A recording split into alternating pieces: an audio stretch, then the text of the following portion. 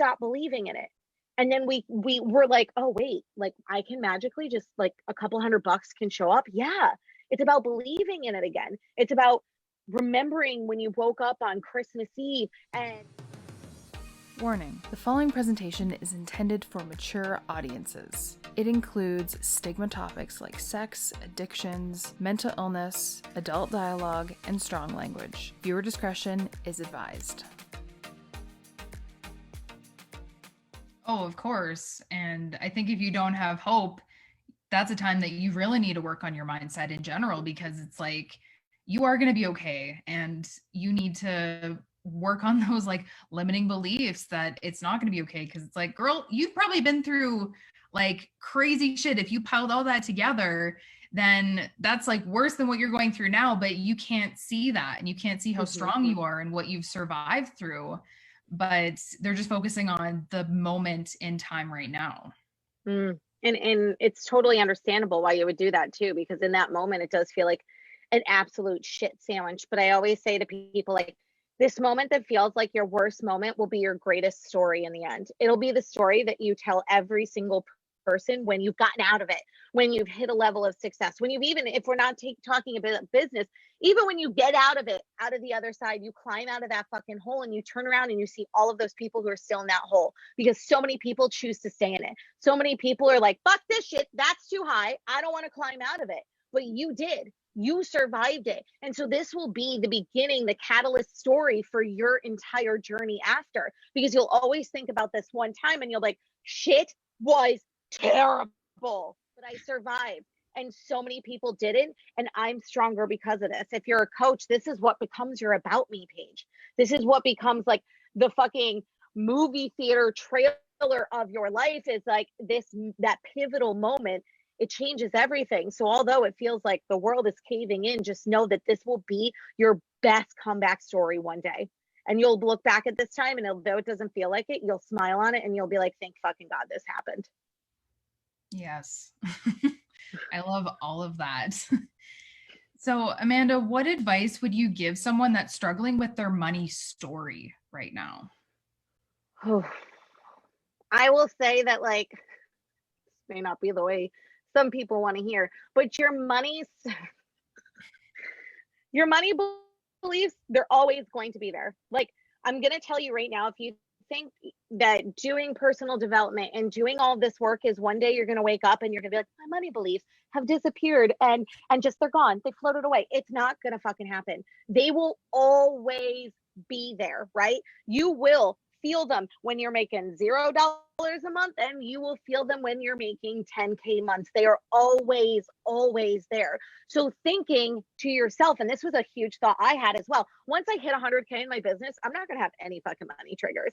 I'm not going to have any problems with money. I'm going to feel so secure and so safe. And that was a bullshit lie I fed myself, because it never goes away.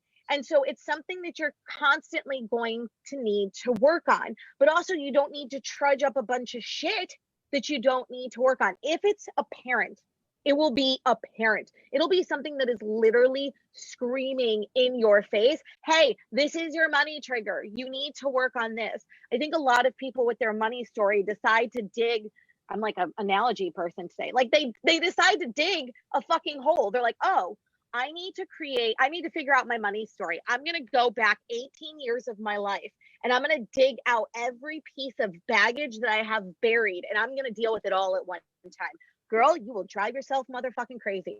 You will debilitate and paralyze yourself with inner work. You will never feel ready. You will never feel like you're good enough. You will drown in that bullshit. And it's like, we have to stop feeling like we need to bring it all up to the surface right now. If it's meant to come up, it will scream at you in the face. It'll be like, hey, why? Like, hi, how you doing? Why are you feeling this? It will literally be like a kid who wants your attention, right? A child with my nieces and nephews who is like, hey, like, what's up? That will be the money story that is what you need to work on. That's what you need to address. And that's where you have to start asking yourself the question, like, why am I feeling this way? When was the first time I was feeling this? When did I started noticing come up? What am I making this event, this trigger, mean about me? Is this even my limiting belief, right? Because there's a lot of stuff we get from society and generational shit. Like my father always used to say, my nephew said it last night, you got to work hard in order to make money. And I said, says who? Well, that's what my dad says. That's not true. I make money and this is the easiest fucking job in the entire world. I love it. It fuels my soul. It makes me happy. I don't think this is hard work. This is blessed work. I'm blessed to do this every single day of my life.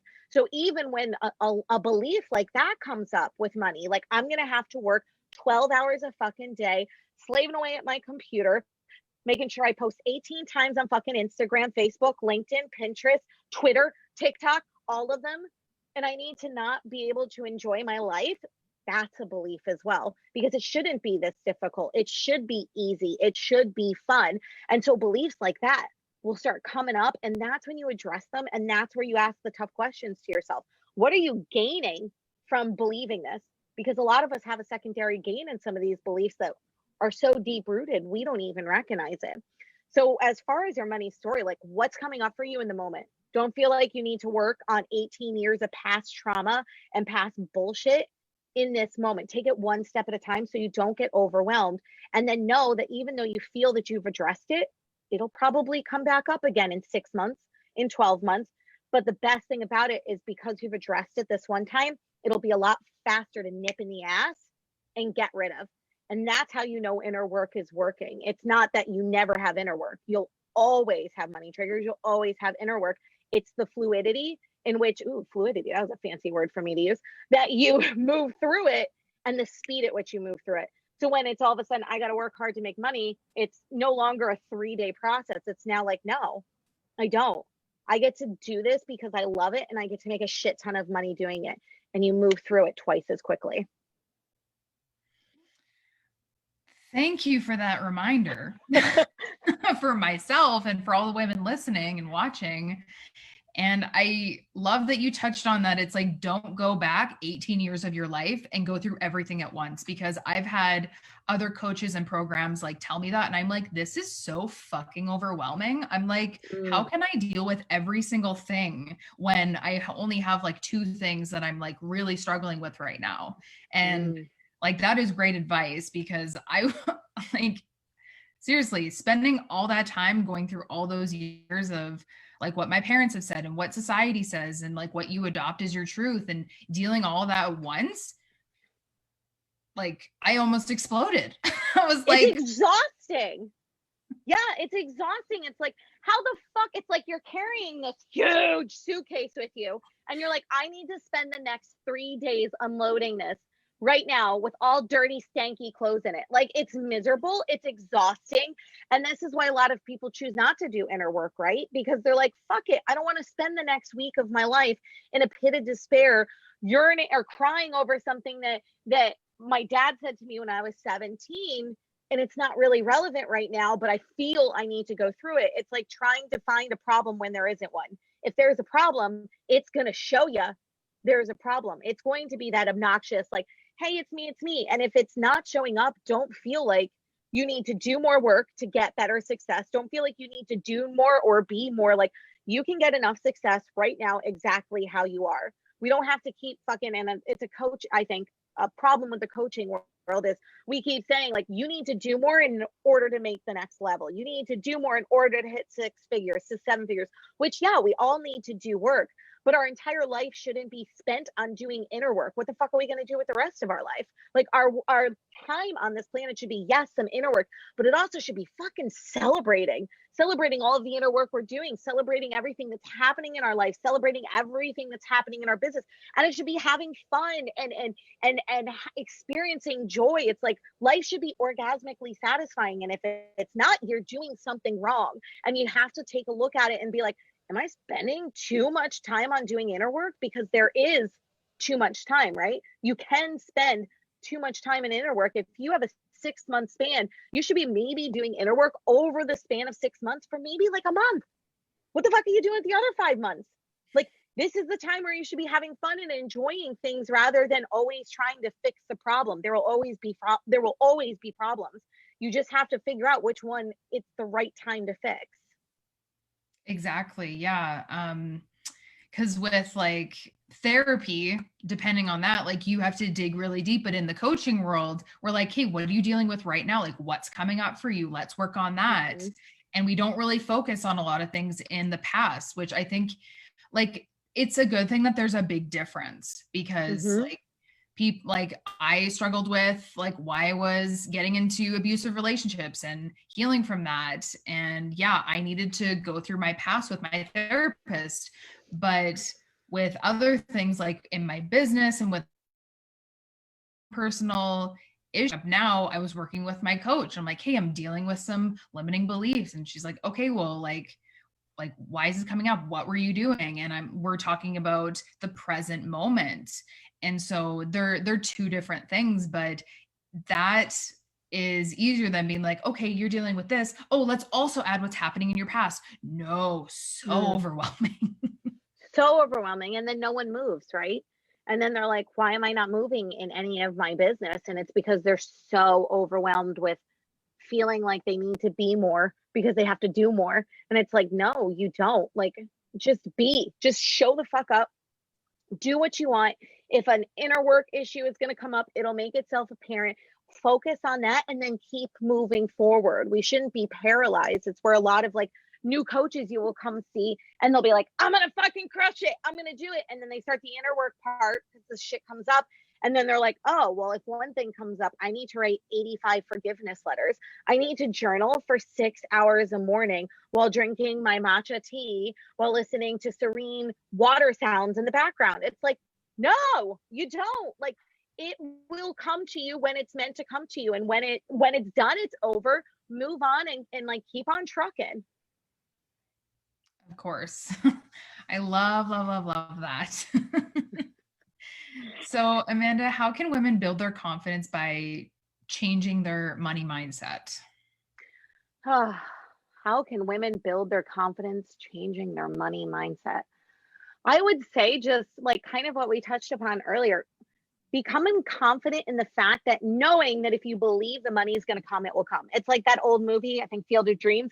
If you build it, it will come. If you believe that money will come to you in any shape, way, or form, like don't attach any fucking value to it. It's all about manifestation, right? It's like, holy shit, I would love an extra $1,000 by the end of the month. You don't have to be like, okay, it needs to come through this form. It's got to come through my business. It's got to come through like someone paying me back. It's got to come through this form. It's like, no, sitting there and saying to yourself, I want $1,000 by the end of the month because I want it, because I fucking deserve it. And I'm going to let it come any way it is. And then detaching yourself from the outcome completely, because everything will always be okay. You can get more confident with your money mindset when one, you recognize you're not in this alone, right? We think it's all on our own shoulders, but like this is why I do believe in a power bigger than myself, and many people do, whether it's God, the universe, source, Gus, fucking spirit, the 90 other names we give it. Like, you're not here to carry this burden alone. You're not here to carry the weight of your world on your shoulders alone. That's what's so beautiful about believing in something bigger than yourself. And so you believe in this bigger being. I believe in the universe. I believe she always has my back. I believe she loves me, wants me to succeed, and she cares for me. So that makes me very confident when money struggles come up, that I'm like, she's good. She's got my back. I need an extra $500 this month. Help me make it happen. And then I truly believe with all my heart it will happen. And then it does. It randomly starts showing up, whether it's finding a $20 bill on the sidewalk, whether it's someone who, like, I had one time a check for $400 that was owed to me for years ago find its way back to my new house. Like, it just happens that way because you believe in it happening. And it's really like, get confident in believing in magic. When we're younger, we believe in magic, right? We believe in Santa. We believe in the Easter Bunny. We believe in the Tooth Fairy. Got to bring it down because I don't want to upset my nieces and nephews, but we believe in magic, right? And then somewhere along adulthood, we stop believing in it. And then we were like, oh, wait, like I can magically just like a couple $100 can show up. Yeah. It's about believing in it again. It's about remembering when you woke up on Christmas Eve and you were like, oh my God, Santa's coming today. I'm going to have so many presents tomorrow.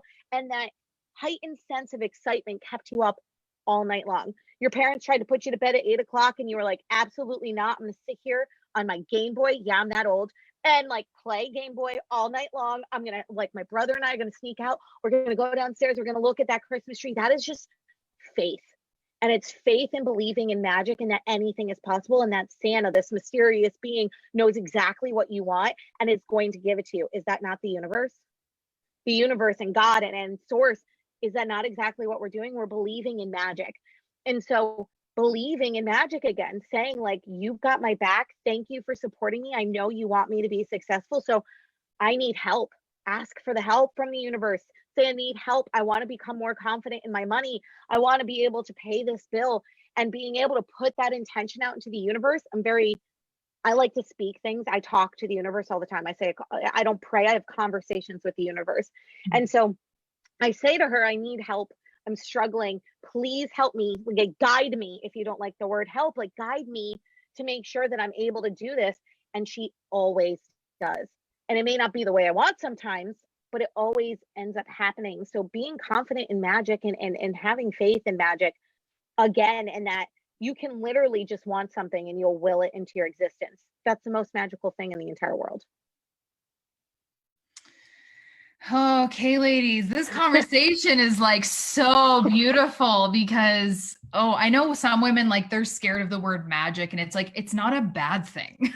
It's like, it's like you get such bad like connotation with it, right? It's like black magic. Even when my brother even said something like that, he's like, what are you teaching my niece black magic? And I said, no, it's oracle cards. It's just showing her to connect with her intuition, right? It's just like, it's believing in yourself. That's magical. Because like, even think of it, like, how many people actually fully believe in themselves, fully trust themselves, whether it's their intuition, whether it's their decision making. Not a lot of us do, right? Because we fuck up so much in the past. And so we basically freaking drag our asses over the coals every time we make a decision of, oh my God, no, that was a bad decision before. I don't want to do it, without trusting that we've learned from the decision. And then we learn from it. And then we start trusting it. That's magic. It's not like, that is magic it happening within yourself. So it's not a bad thing. And it's like, don't attach the word magic to like a witch is going to come out and curse your fucking family and you're going to be like barren for 12 centuries. Like, magic is just something that lives inside of you, and it's magical and it's fun, right? It's bringing back that inner child in yourself that's just like, I believe in this, and so it is.